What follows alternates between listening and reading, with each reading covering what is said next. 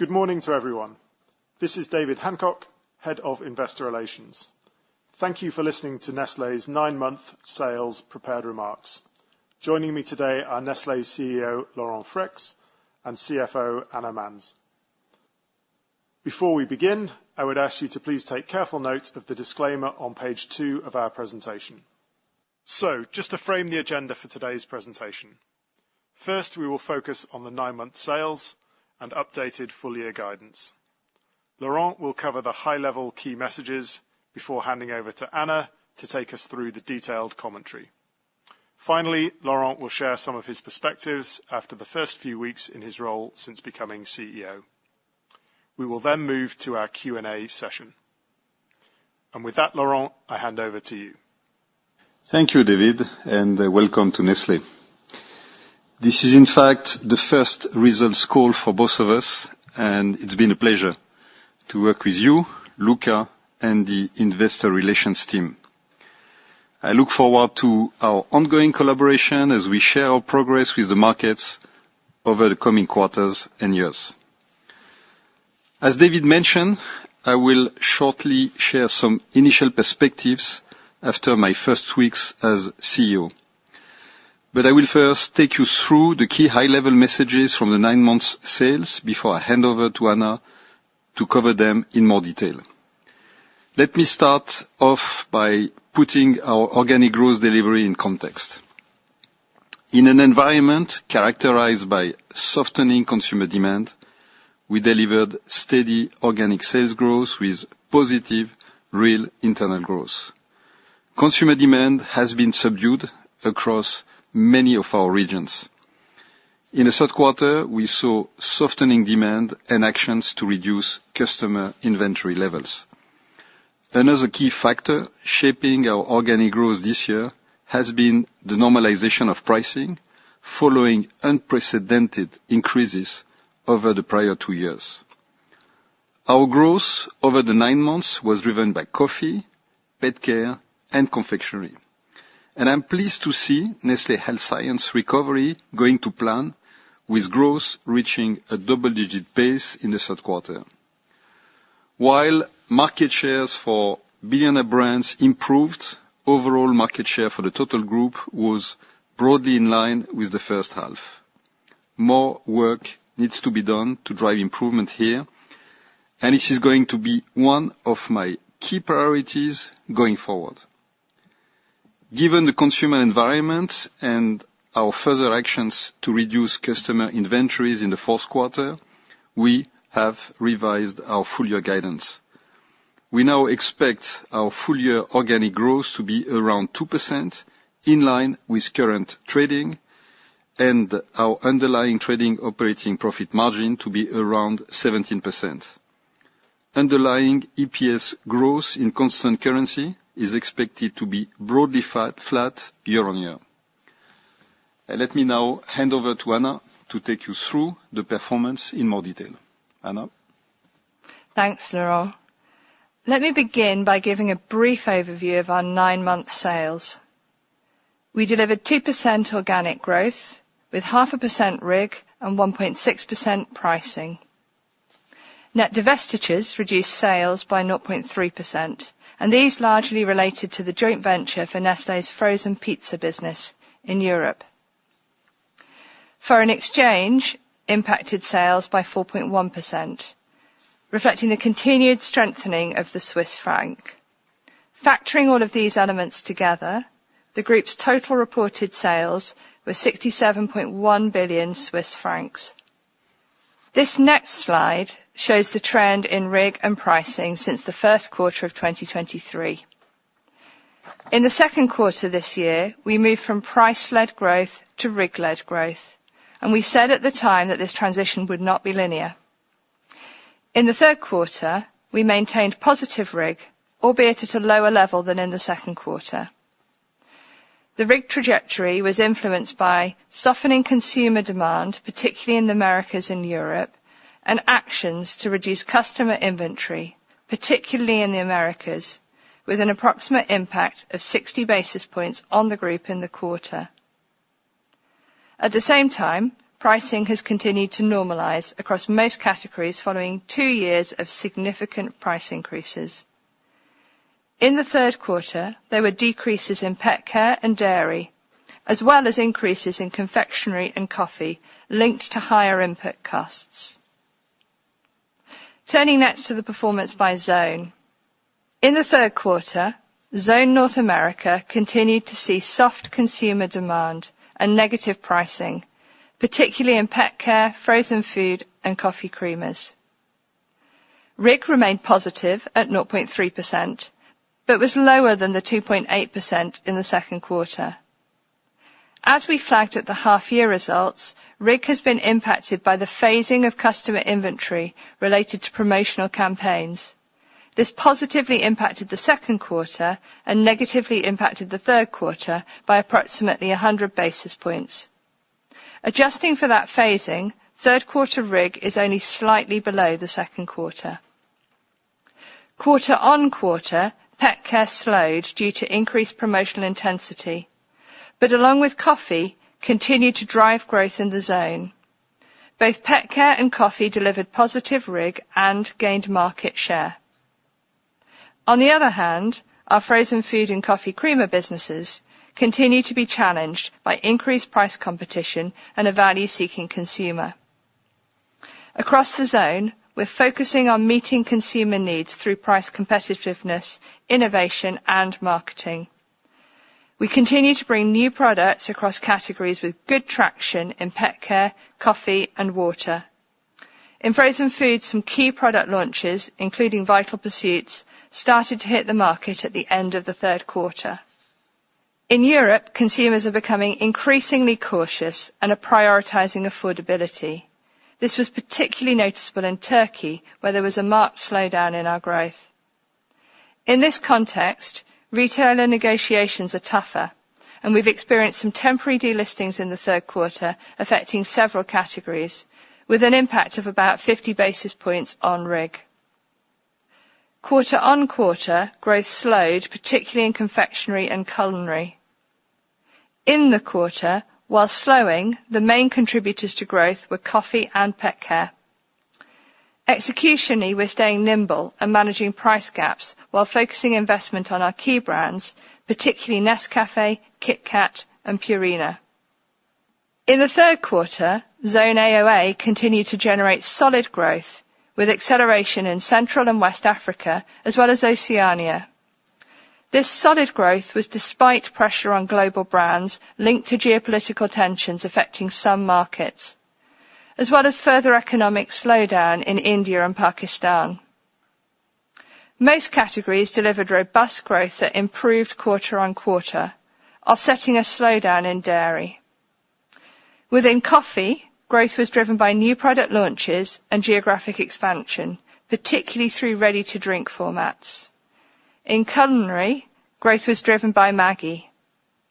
In pet care, increased supply and competitive pricing supported an acceleration. And in dairy, the slowdown that we saw was exacerbated by the introduction of a new sales tax in Pakistan. The zone has continued to focus on affordable offerings, which grew high single digits in the third quarter. In our LATAM business, growth in the third quarter was impacted by softer consumer demand. In addition, the zone was affected by customer inventory reductions, which reduced RIG by approximately 130 basis points. Quarter on quarter, our core markets, Brazil and Mexico, slowed a little, but they continue to deliver solid growth. In aggregate, the other markets were flat to down. Confectionery, Nestle Professional and coffee continue to lead growth, while our dairy and infant nutrition businesses saw a slowdown, largely linked to Niño. In a difficult economic environment, the zone is generating improved market share trends across most categories, particularly soluble coffee. In the third quarter, Zone Greater China continued to deliver solid growth in the face of ongoing difficult macro conditions. Consumer sentiment remained subdued, and this particularly impacted our out-of-home businesses. Quarter on quarter, the RIG improvement was driven by infant nutrition. NAN maintained its double-digit growth momentum, while sales growth for Illuma improved against easier comps. The slowdown in out-of-home consumption impacted our food and professional businesses. Coffee and confectionery also contributed significantly to growth, supported by recent product launches in ready-to-drink and snacking formats. Our dairy business continued to be a drag due to heightened competitive pressures in the category. Turning next to Nestle Health Science. The turnaround is on track. We saw strong growth in the third quarter driven by RIG with increased pricing. Our VMS business is delivering to plan and is now growing at double digit as we get back on the shelf. Market shares are also stabilizing and improving month on month. The category is growing at a high single-digit rate. Our active nutrition business is delivering positive growth with continued strong sales momentum for Orgain, driven by new product launches. And our medical nutrition business delivered double-digit growth, strengthening quarter on quarter, particularly in adult medical care products. Nespresso delivered positive RIG-led growth, supported by continued momentum for Vertuo and the out-of-home channels. The US continues to be the key geographic driver, delivering mid-single-digit growth. In Europe, sales decreased slightly in a competitive environment. In this competitive environment, we continue to leverage the broader Nespresso ecosystem, which includes Starbucks by Nespresso and other brands. In the third quarter, globally, this ecosystem delivered a further 130 basis points of growth. Let's turn to a breakdown of our growth by category, starting with powdered and liquid beverages. Let me focus on coffee, which represents 85% of category sales here, and was the largest contributor over the first 9 months of the year. Sales grew by 3.8% with improved trends across most segments, particularly for soluble and ready-to-drink formats. Quarter on quarter, growth in coffee was broadly similar. Pet care posted 3% organic growth, driven by continued momentum for science-based premium brands. We saw continued RIG momentum, particularly in our cat segments, as we increased supply. Quarter on quarter, growth decelerated with a negative contribution from pricing, although we continued to outperform the category and gain market share. Nutrition and health science delivered low single-digit growth. We've already covered health science, so let me focus on infant nutrition. It delivered low single-digit growth driven by NAN, our affordable offering Lactogen, and our human milk oligosaccharide products. Prepared dishes and cooking aids reported negative growth. Within the category, we saw robust growth for Maggi, which was more than offset by the sales decline for frozen food in North America. Quarter on quarter, growth slowed, mainly due to frozen food and temporary delistings in Europe for Maggi. Milk products and ice cream delivered negative growth, as a sales decline in coffee creamers and ambient dairy offset a robust performance for dairy culinary solutions. Quarter on quarter, growth slowed due to ambient dairy products in emerging markets. Growth in confectionery was mid-single digit, with sustained broad-based growth for Kit Kat and key local brands. Quarter on quarter, growth decelerated, primarily due to temporary delistings in Europe.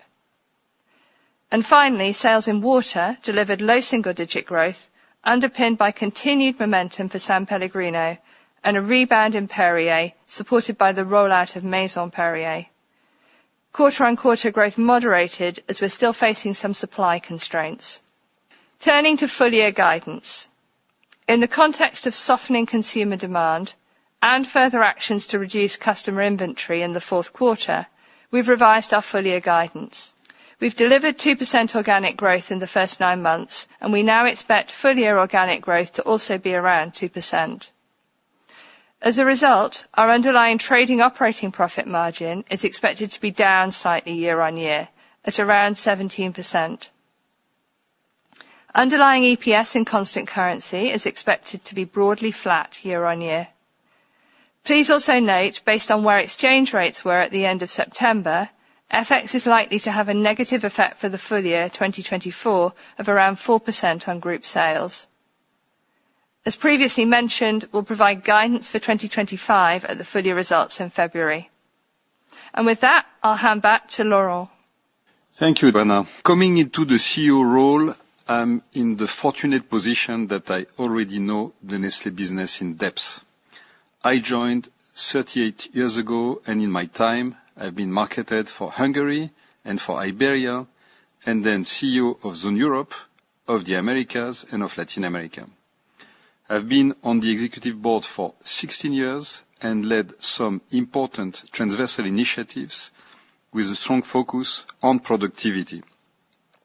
Starting from this position of deep knowledge of the business means that I have been able to move forward at pace since taking the role of CEO.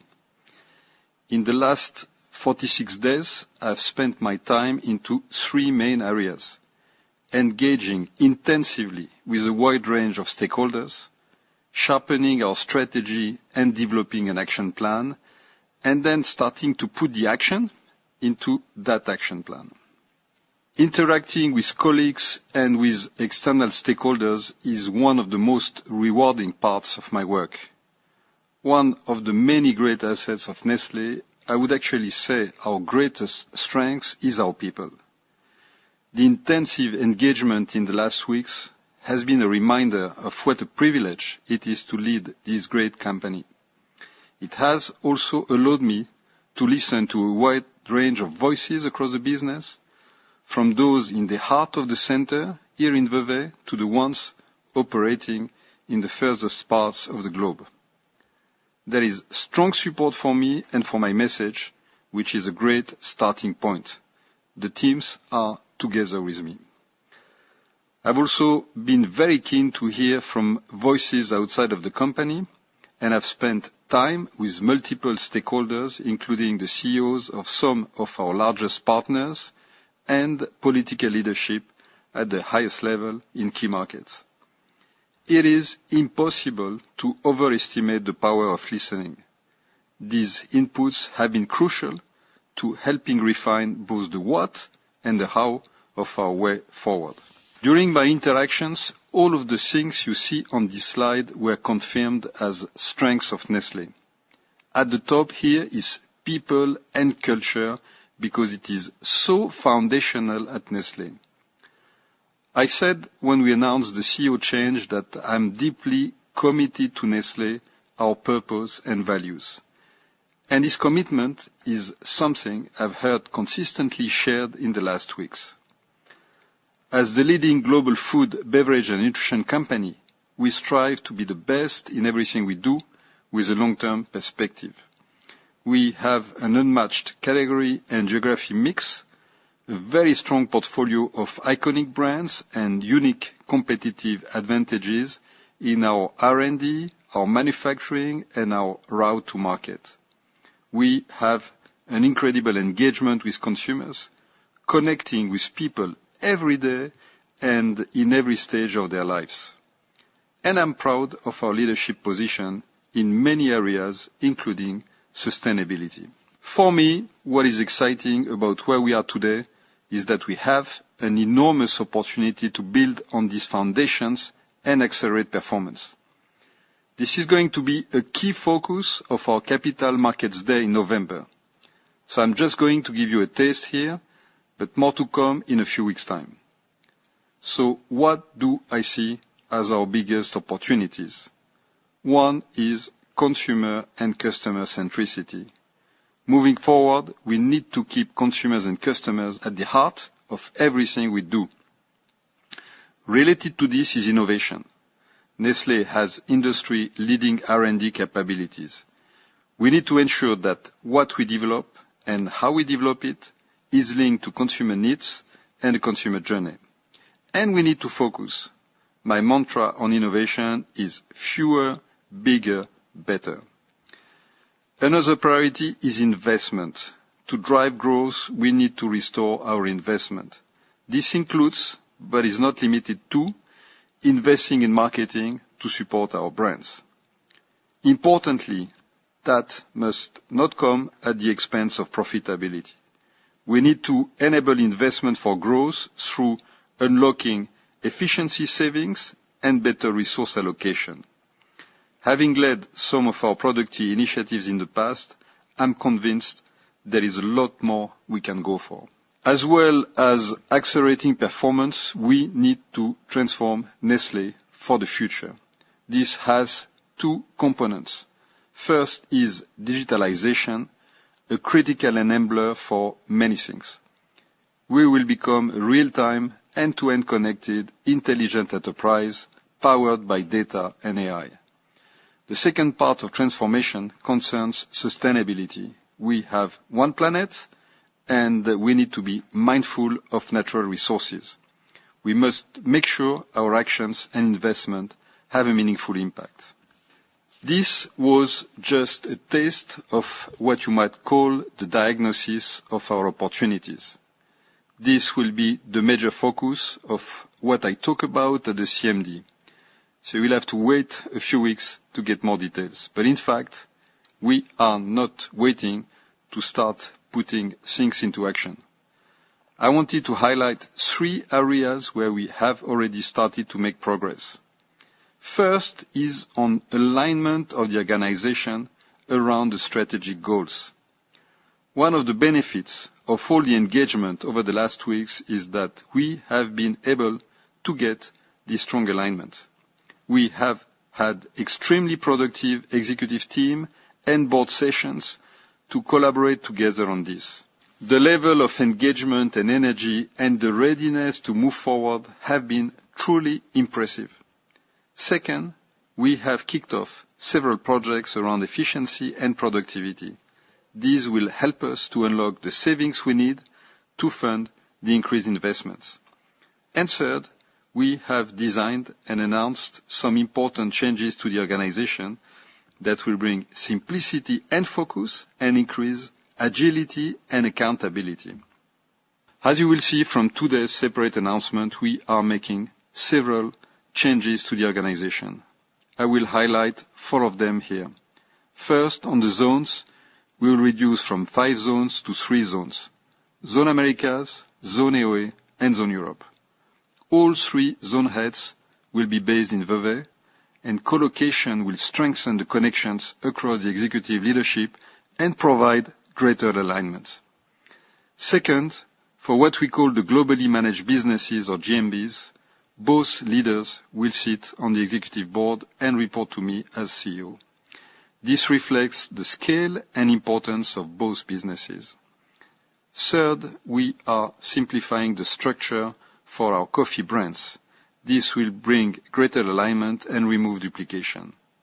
And finally, the critical areas of digitalization and sustainability will both now report directly to me, given their strategic importance to Nestlé's future and our transformation agenda.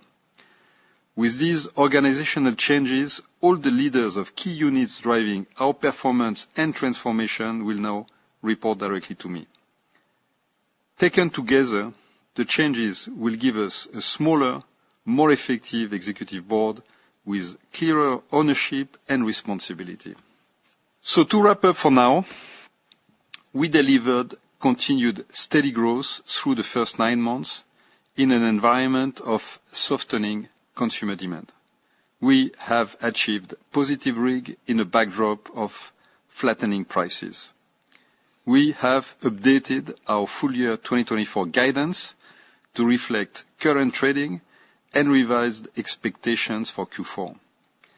And we are moving at pace to accelerate performance and transform Nestlé for the future. That concludes our presentation on the 9 months results. In the coming days, weeks, and months, I'm very keen to engage with you to share our plans on how we will perform and transform, and of course, listen to your feedback. Thank you. Thank you, Laurent.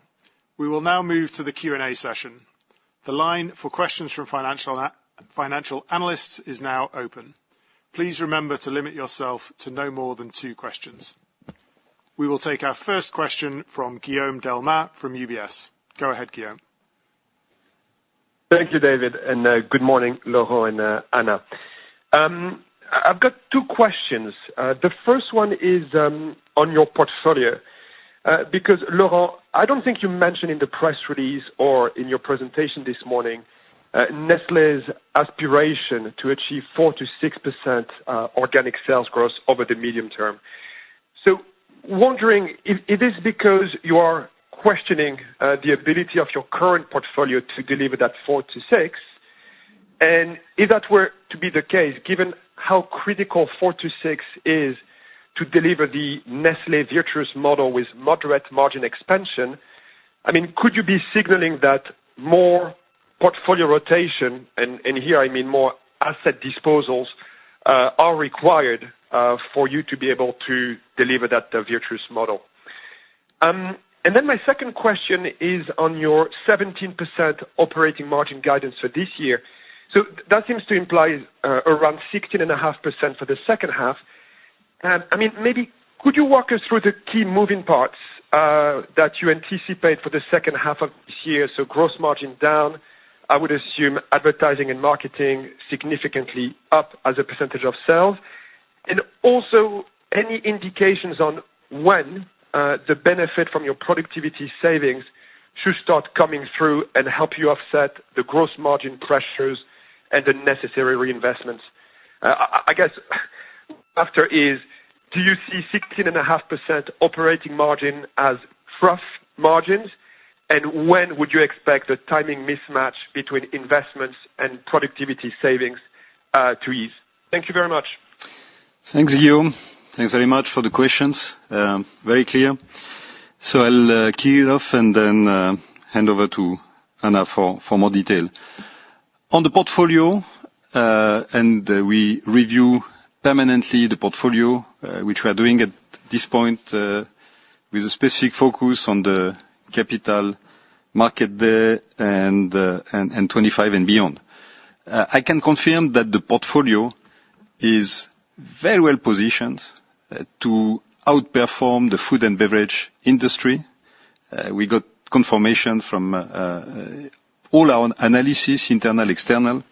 So I'm pleased with the portfolio, generally speaking, which doesn't mean that there is no room for improvement, and bear with us for a few weeks until the Capital Market Day. But portfolio is strong, offers ample opportunities either through the global categories like pet food, pet care, or the overall area of nutrition. There are so many nutritional needs globally around affordable nutrition, around healthy longevity, around weight management, for instance, where we not only can play a role, we already play a role and can play a greater role going forward. So on the portfolio, I'm strong. Again, with a view that we can certainly keep strengthening. And I would like to mention as well, which we didn't do, and we would like to highlight that in the Capital Market Day, the fact that next to the global leadership positions that we got with coffee, pet care, and nutrition, we got also local or regional pockets of excellence. Those businesses we don't necessarily talk about with the required frequency that make Nestlé. Nestlé is both the global place where we have global leadership, but also excellent pockets of performance, regional and local. On the margin, the guidance is connected to the adjustment in the organic growth, essentially. But for more detail, let me... And I can confirm that indeed we want to invest. I believe that investing is critical to our growth, driving category growth, innovating, gaining market share, require investment. So we want to be very, very strong and not wait on that side. We want primarily to finance through productivity initiatives that we strengthen. We had many ongoing, but we launched a few additional. And beyond that, of course, there might be a timing question, but let me hand over to Anna for more details. Sure. So I think there were two questions on gross margin. One, to help you understand how margins as a whole play out in 2024, and then a bigger question around and how do we think about investment going forward. So maybe if I split those two and do them as two pieces.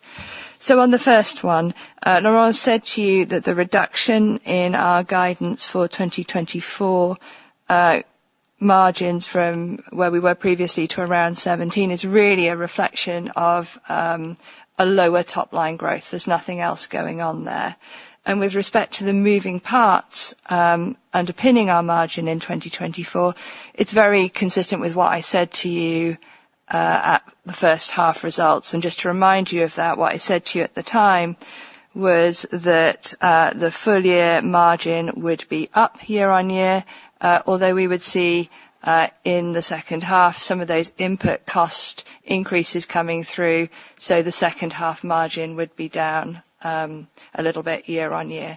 And at the time, I was asked the question about whether guidance was correct, and at the time I confirmed that. So nothing's really changed on those moving parts. Now, looking forward, the structural margins of our business and how we see them are unchanged. We've got strong areas of competitive advantage, and this is a business that should have the sorts of high margins that we have been seeing.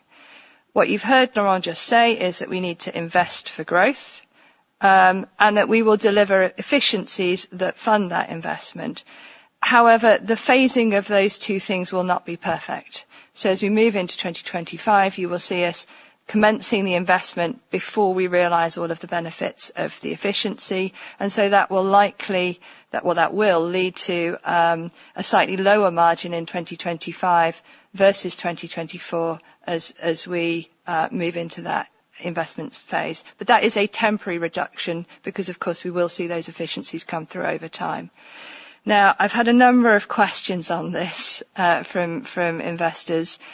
And so maybe just to kind of help you a little bit with how to think about it, I've been asked whether that will be a sort of 100 to 200 basis point margin reduction versus 2024. No, it will not be of that order of magnitude. It'll be of a lower order of magnitude. We will come back with more detail at the CMD on our specific plans, and then we will give you 2025 guidance in February. Thank you very much. Thank you. We'll take our next question from Warren Ackerman at Barclays. Go ahead, Warren. Yeah, morning everybody. It's Warren here at Barclays. I've got a couple as well. The first one is for Laurent. When you look at your market share picture, Laurent, what is your assessment? How much of this is market share versus how much is the wider category slowdown? I'm just interested in what is the weighted food and beverage category. And, you talk about market share on billionaire brands, but what's the market share on the entire Nestle portfolio? If you can maybe sort of disaggregate those two moving pieces. And then secondly, on Europe, European RIG was negative in Q3. It stepped down from Q2. You called out Turkey, was a big call out. How big is Turkey? How much was it down in Q3? And what is driving this caution of the Western European consumers? Any countries that you can call out, and do you expect this slowdown in Europe to be as prolonged as we've seen in the US? And then just finally on the inventory reductions in Q3, what categories are we seeing those reductions in? And do you think that continues into Q4? And if so, at the same rate, or higher or lower? And then does Nestle Health Sciences, the 10% RIG, does that include inventory rebuild? Just trying to understand those numbers that you've given. You've talked about reductions, but I imagine there's a rebuild in Health Sciences. Thank you. Well done, Warren. You managed to put 4 questions in the 2 question slot, but those are obviously very, very relevant questions, and we understand where you come from. On the market shares, of course, a very, very critical question. How are we doing compared to our categories? I would say that this is the story of the glass half full or half empty. So we are holding or gaining in more or less half of our categories, and we do marginally better on the billionaire brands. Is it good enough? No, it's not good enough. Am I happy with that? No, I'm not happy with that. I believe that we need to raise our game. We need to clearly gain in a majority of our business sales, and this requires investment. So we come back to the same story. If we want to gain share and drive category growth, we need to invest. The call for investment is compelling. We need to restore investments and be very choiceful also where we put those investments, core categories, core innovations. So you will hear a lot of talking about focusing on the core and making sure that we make an impact at scale. For the Western European consumer, what I can say is that, and I think it's same assessment more or less everywhere. First, economic growth is not buoyant.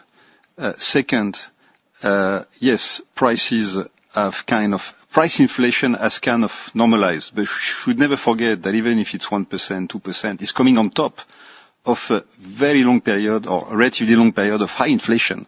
So those 1-2% are coming on top of a series of price increases. And the perception for the European consumer, and it's not only the European consumer again, is that food prices are high. And of course, there is pressure from other component of their household budget. There is a cost of money, mortgages, and so on and so forth. So there is a lot of pressure on the consumer wallet and this perception that food prices are high. That explains largely the softness. Then you can have a few specifics like promotional activities, destocking, or related to the negotiations, some temporary delistings that can explain the softness in Q3. I will maybe leave the rest of the questions to Anna, and maybe she will complement those two. Anna? Sure. So question 3 was inventory, customer inventory reductions that we've seen in Q3 and which categories and how to think about Q4. So, just to remind you of the context here. So what we've said in Q3 is we've had a 60 basis point impact in the quarter associated with some reductions in customer inventory. 30 basis points of that you know about, in that we flagged at Q2 that the timing of promotions in the US would have a Q2, Q3 impact. The other 30 basis points we saw predominantly in Latin America, as we've seen a weaker consumer environment and as the cost of money has increased there. These are impacts across all categories. There isn't a specific category to call out here. This is more about our relationship with retailers and making sure that we have a really good, healthy end-to-end model. In terms of Q4, I would think about it at a similar level as Q3 as a way of framing it. And then your last question was around the degree to which the strength in Nestlé Health Science is around rebuild of stock rather than underlying performance. What I'd say there, so we've seen double-digit growth, or around 10% growth in Nestlé Health Science in the quarter. And we're getting back on shelf, and we're seeing in recent weeks, we're seeing share gain again. We're starting to see the level of momentum that we would expect in that business, which is great. There is a little bit of stock rebuild, but actually, this is more about getting back on shelf and selling again. And I would point out that we're lapping relatively easier comps a year ago. But really nice to see the VMS business on track. Thank you, Warren. Our next question comes from Patrick Schwendimann at ZKB. The line's open, Patrick. Oh, thank you, David. Good morning, Laurent and Anna. A question for Laurent. What is your biggest concern for 25 and midterm internally at Nestlé and regarding the consumer and retail environment? That's my first question. Second question, in terms of marketing spend, what is really needed here in the future? I mean, in H1 you had 8.1% of sales. What do we have here in mind for 25 and the midterm? Thank you. Yeah, thanks. Very good question, of course. More than being concerned, I'm facing the reality that the consumer is soft, that economic growth, generally speaking, is not buoyant in most parts of the world. So that's a reality. And I'm really focused now on putting the organization on its toes and making sure that we sharpen our pens with our critical initiatives on core brands and innovations, and that we resource the core brands and the core innovations with the right amount of investment. That's one aspect. The second aspect is the transformation, and I want to accelerate the digitalization and make sure that we make also the right investments with the right returns on the sustainability agenda. So those are my focus areas. This is where I'm putting my energy. The environment is what it is. It's not the most supportive, but whatever the environment, we can grow our categories, we can connect better with our consumers, we can innovate better, and ultimately we can gain market share.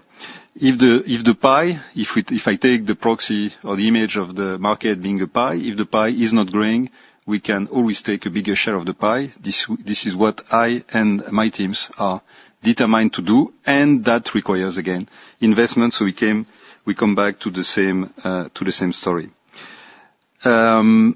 So maybe one element that we have in mind as well is that if prices have normalized, there is cocoa and coffee prices now back or even reaching historical highs. I'm thinking of coffee, Robusta, for instance. So that's one of the things we will have to manage, mindful of two elements, our margins and our market shares. It's not just one of the elements that we want to focus on.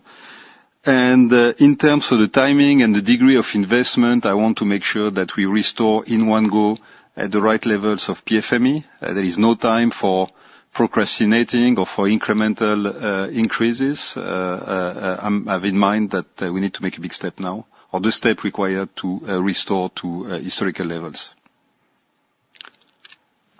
And this means how much then, historical?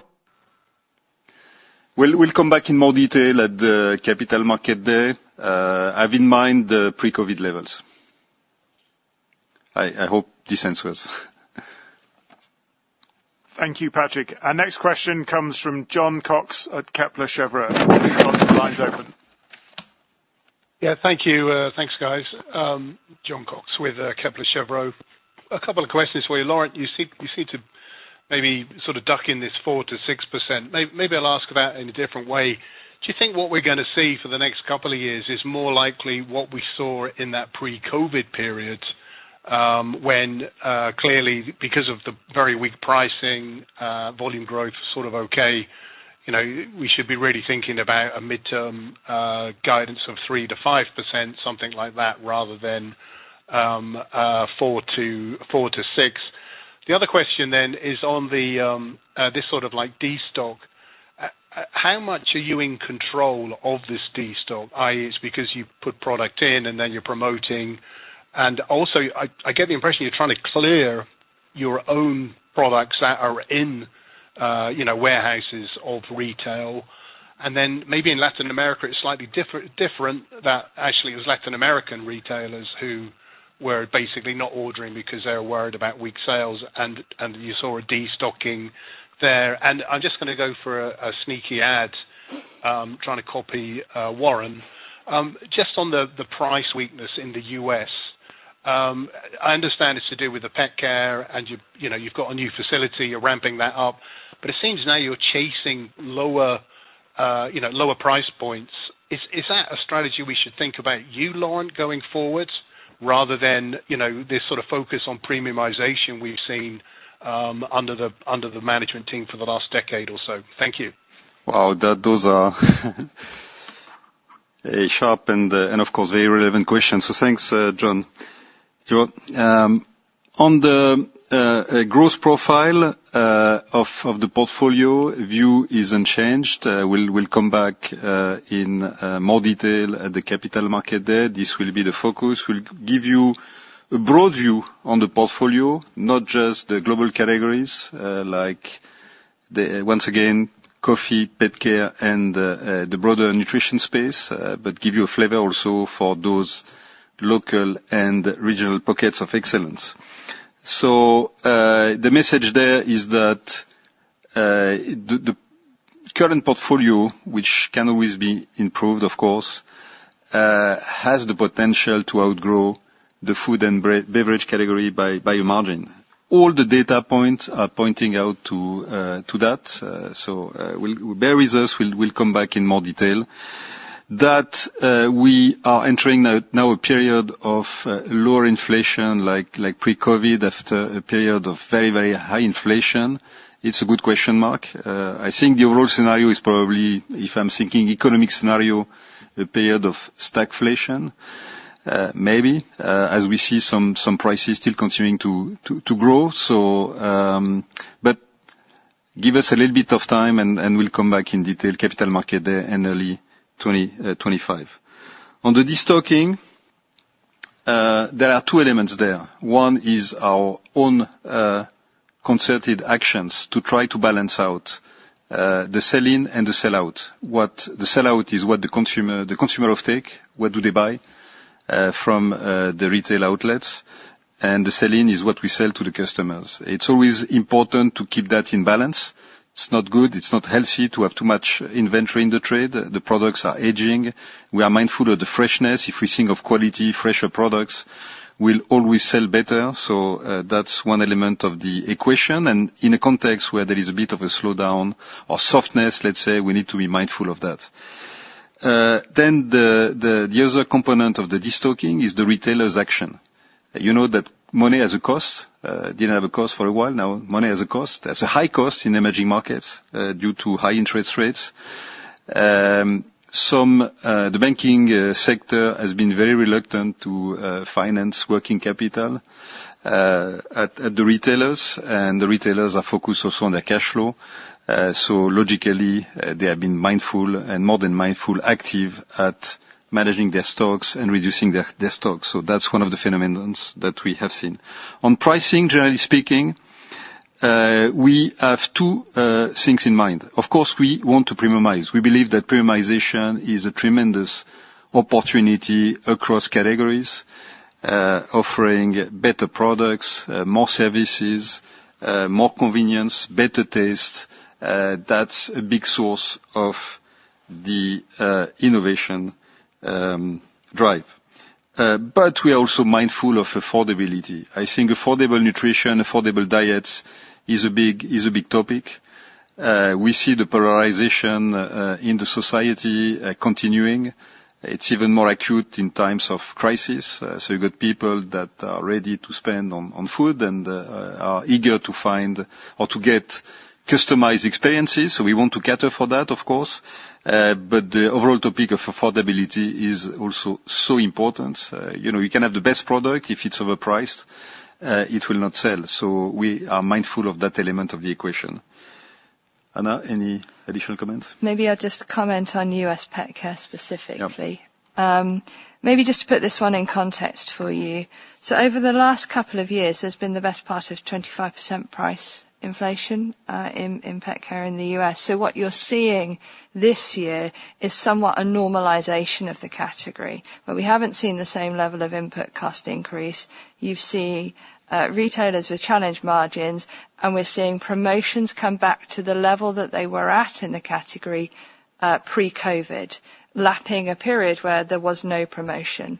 And on top of that, you've got new capacity coming into the market from all players, and that means that there's a greater range of SKUs, including some of the premium SKUs coming back into the market. So it's a bit of a moment in time where you've got a sort of tough comp and consumers able to buy on promotion and also move back into some of those SKUs that weren't available when there were capacity constraints in the market. So I wouldn't look at it as any change in strategy. it's just a moment in time for the category. Actually, from a consumer perspective, the propensity to treat pets as a member of the family is absolutely unchanged and is actually stronger in the younger generation coming through, who are more likely to own pets as well. So we should continue to see that strong premiumisation trend coming through the category looking forward. Thank you. Thank you. The next question comes from David Hayes at Jefferies. David, over to you. Thanks, David. Good morning also. I'm going to use one of my lives just to follow up and then one question. So on the follow-ups, you keep talking about the category growth and outperforming the category growth, but can you just tell us what you think the food and beverages category growth is in the medium term? And then also you talked briefly about portfolio review, but just to be clear, is the action plan that you've started, that you talked about in the pre-prepared remarks, is part of that a new portfolio review? And that we might expect to hear more from that either at the CMD or into next year. And the real question is, I guess just for Anna, on the 22nd of August, I think it was, when we had the chairman-hosted call, you felt there wasn't a need to change guidance for the full year from a sales perspective. I guess the question therefore is, was September deteriorating much more than you were seeing at the end of August, particularly the delistings? Did they kind of happen later in the year? Or is there maybe a question around management information systems? Is that something that, as you've joined the company, you'd like to see clearer, more detailed, quicker data about how the company's performing in different geographies, different categories? Thank you so much. Yeah, thanks, David. As regards the growth profile, what we have seen in the last years and continuing this year is that the growth has been very much connected with pricing. In periods of high inflation, we have seen in the last couple of years high single-digit growth at the time of normalization of prices or flattening of prices, of price increases, because prices remain high. We see more low single-digit growth. The truth is probably in the middle and will depend on the pricing environment. This was the previous question. Was pointing to that. It's a very, very relevant observation. So we'll come back to that in due time, of course, but we believe that there is potential for growth across the portfolio, as I was pointing out to it. When it comes to the portfolio, I'm just highlighting that we have a very strong portfolio.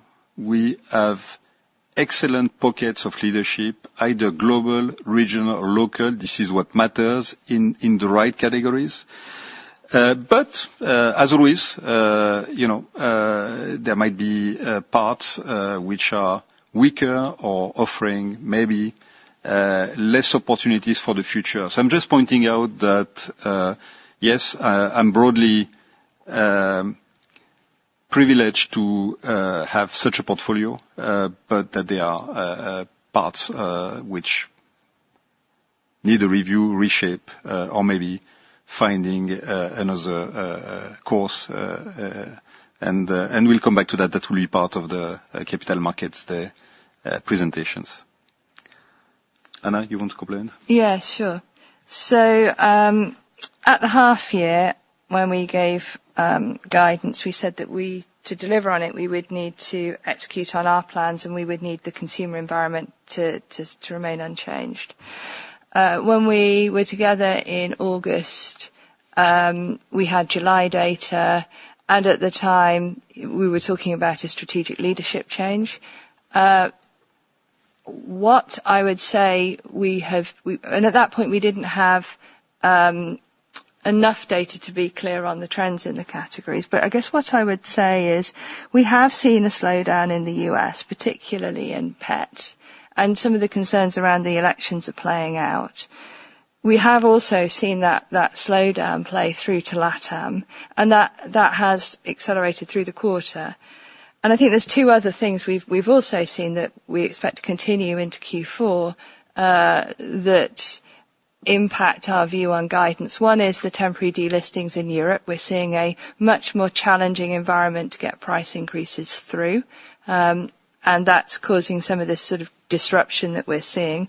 And then I think the other piece is the inventory, where it's a combination of the cost of money in LATAM, but actually actions we are taking and will take in Q4 to make sure that we have a healthy end-to-end sort of supply chain through to retail. So those are the things that have changed since that point in time, and why we think the right guidance is the guidance that we give today. Thank you. Thanks, David. We'll take the next question from Sarah Simon at Morgan Stanley. Go ahead, Sarah. Yes, thanks. I have two questions. So just to follow up, Anna, you said earlier that we should assume a similar sized inventory impact in Q4 as in Q3. So does that, I mean, obviously you won't have the spillover from the Q2 point.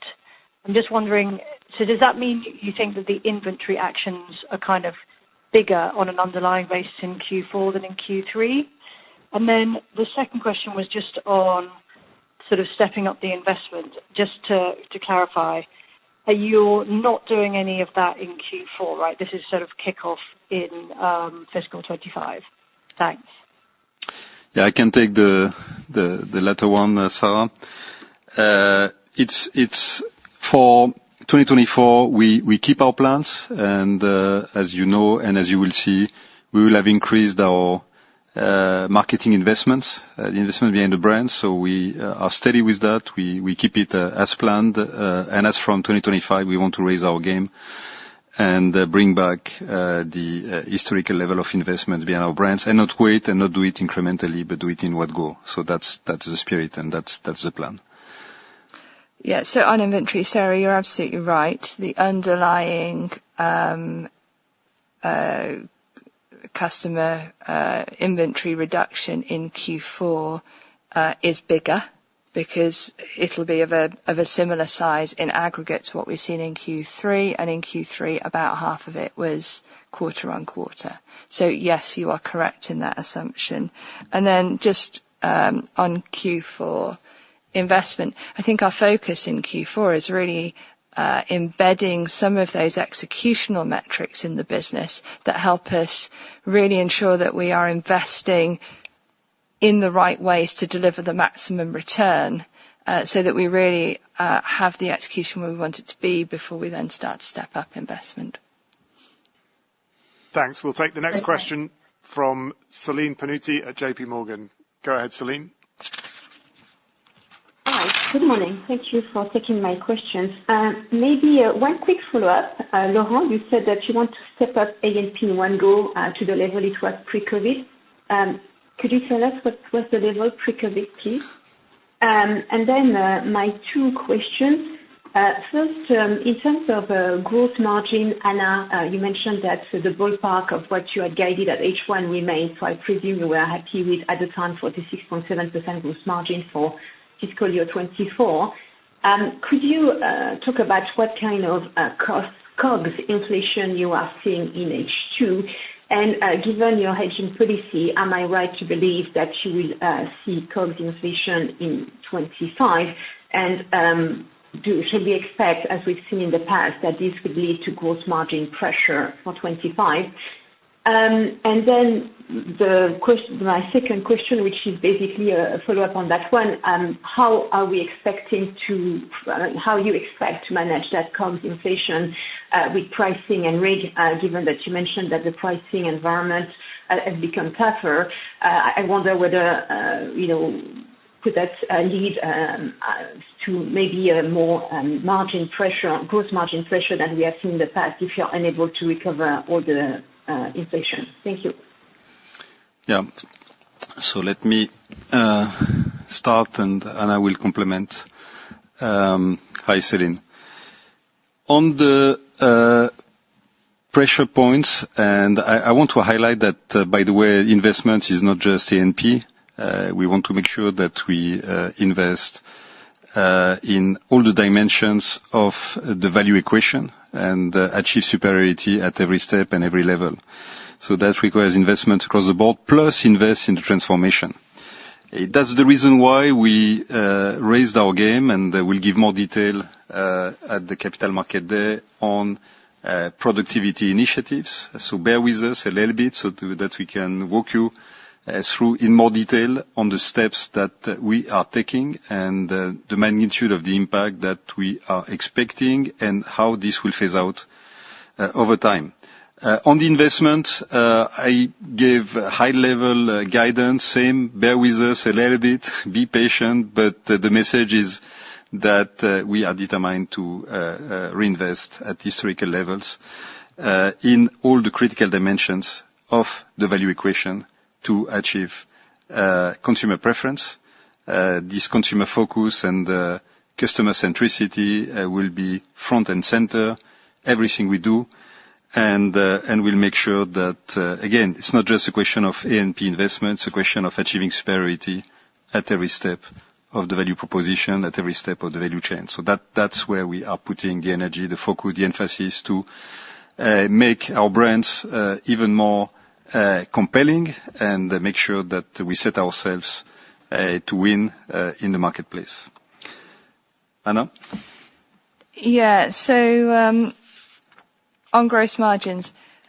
So you're absolutely right that since we were last together, we've seen further input cost change in particularly coffee. And those numbers move around day by day, so I'm not going to try and give you guidance on input cost on gross margins because at the moment it changes 1 week to the next. But just to recap what I said on 2024, and I'm largely going to say what I've said to you before, yes, we will see further cost come through, input costs come through in the second half.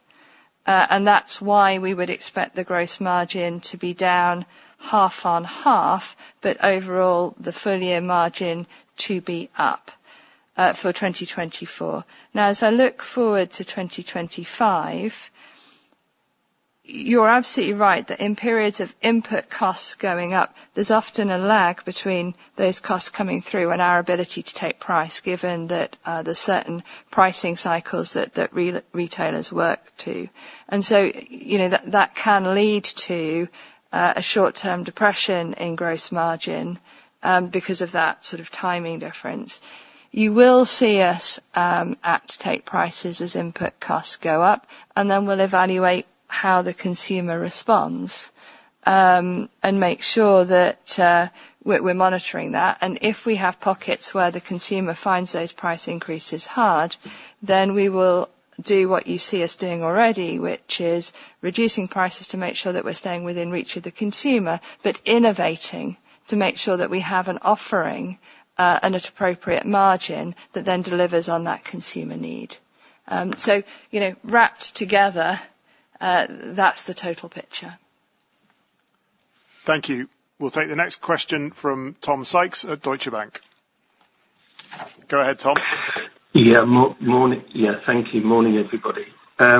Just firstly on the nature of how you expect to guide going forward. Obviously, the guidance has sort of been top sliced over the course of this year. So how, by nature, how conservative do you expect to be? And will there be a bit of a difference between 25, where you may be a bit more explicit about where particularly the margin would go, and then maybe a little bit vaguer and broader from 26 onwards?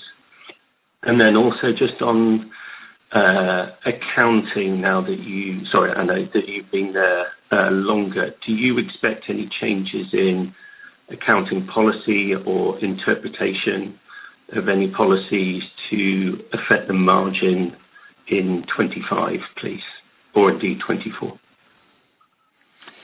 Thanks, Tom. On forecasting and on the guidance, what I would say is that we want to be realistic. That will be the guiding principle. We want to be realistic, face the reality, and give you a guidance that we believe is achievable and hopefully beatable, being realistic with what are the facts, what are the trends, and how do we see the business developing. So that would be my comment on that, and you will see how this unfolds over the next quarters and years. And on the more specific regarding accounting, Anna? And I have to say, I wholeheartedly agree with your realistic guidance point. On accounting, no specific changes in accounting policy. It's all robust. And actually, I'm very focused on driving business performance rather than changes in accounting policy impacting margin. Thank you, Tom. We have time to take one final question. We'll take next from Jeff Stent at Exane. Go ahead, Jeff. Jeff is on mute. Go ahead. Your line should be open. Can you hear me? Yes. Yeah. Yes. Not anymore. Then, Jeff, we might need to follow up with you afterwards. We'll take the final question then from Jeremy from HSBC. Hi, good morning. Hope you can hear me. Thanks for squeezing me in. So yeah, just a couple of business areas that you haven't commented on. I'd just be interested to hear about it. So first of all, China and milk formula, actually quite a good result there. So perhaps talk about what's going on in the market, the sort of overall dynamics that you're seeing there. And then another point that you've made mainly in AOA is this point about hesitancy towards Western brands. Is there any way, either you can give some sort of a quantification as to, what the rough impact of that might be, and then also when you think that will be effectively, even if it doesn't reverse, when you think it might be sort of reflected in the base so that it doesn't act as a drag on your performance anymore? Thanks. Yeah, on the last part of your question regarding AOA, there is nothing really new there, or there is nothing really worsening. We are just pointing out that what we saw in the last quarters continued in the Q3 and is likely to continue. On the impact and on China, Anna? Sure. So maybe just to finish on that one first. So as we come to the end of this year, we start to lap the impact. So, that will make things easier going forward. And I think what we've said around this is AOA should be a mid-single digit business, and that's a way to think about things. With respect to China, good performance in the quarter on infant nutrition. What we've seen is NAN continue to do very well with strong science-led solutions for babies which have specific allergies or challenges, and so ongoing very strong performance there. And we're also seeing good improvement in the Illuma brand as we continue to kind of work on driving that brand across China. I would point out, though, that the comps are a little bit easier too. Thank you. That concludes our Q&A session for today. The Investor Relations team will be available for follow-ups during the course of the day, and I'll pass to Laurent for any closing comments. Thanks, David, and thanks, Anna. As I said at the end of the prepared remarks, thanks for joining us and for the valuable dialogue. I look forward to speaking with you in the coming days, or again shortly at the Capital Market Day in November. Thank you.